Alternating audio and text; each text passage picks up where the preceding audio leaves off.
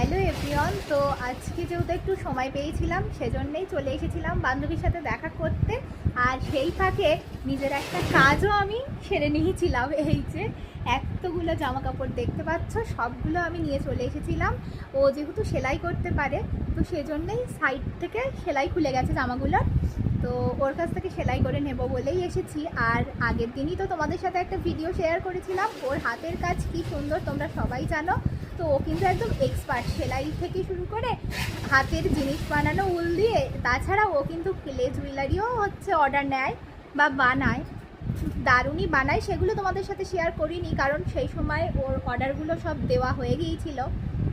আর ও কিন্তু হ্যান্ডমেড তোমার চুড়ি বা হার ওগুলোও কিন্তু অর্ডার নেয়।